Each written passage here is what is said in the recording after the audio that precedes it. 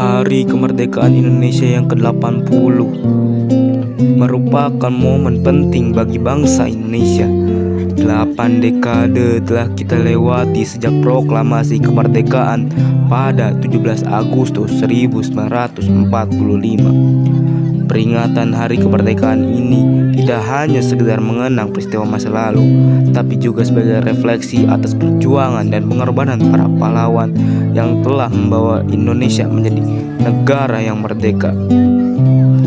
Kemerdekaan Indonesia adalah hasil dari perjuangan panjang melawan penjajahan kolonialisme Belanda dan Jepang.